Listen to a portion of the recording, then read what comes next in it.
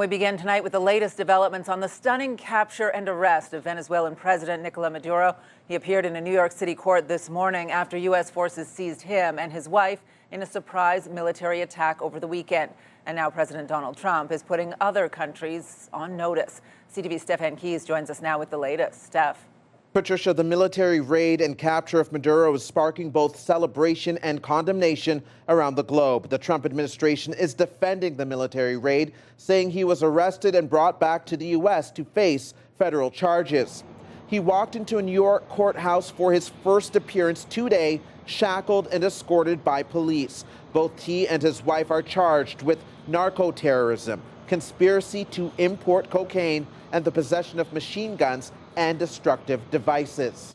In court, he pleaded not guilty to all charges and said in Spanish, quote, "I am innocent. I am not guilty. I am a decent man. I am still the president of my country." Today's proceedings are expected to kick off a prolonged legal fight over whether he can even be put on trial in the United States. Maduro and his wife were captured in a raid in the early hours of Saturday morning. Officials say this came after months of planning and rehearsals. Airstrikes began in the overnight hours and videos of explosions quickly started circulating online. U.S. troops seized Maduro and his wife from the compound they were staying in and flew them back to the United States. U.S. officials say no U.S. soldiers were killed, but Cuba says at least 32 of its officers were killed in the raid.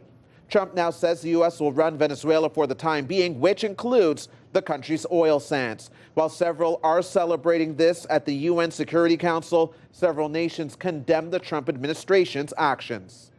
Remain deeply concerned that rules of international law have not been respected. The Charter enshrines the prohibition of the threat or use of force against the territorial integrity or political independence of any state.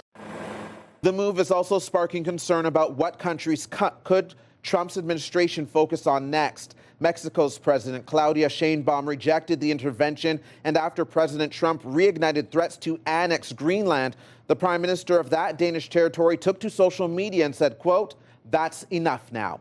And at least one political analyst said Canada should beware and that the capture of President Maduro is, quote, "a clear warning shot for Canada." Patricia. CTV's Stefan live for us tonight. Thank you.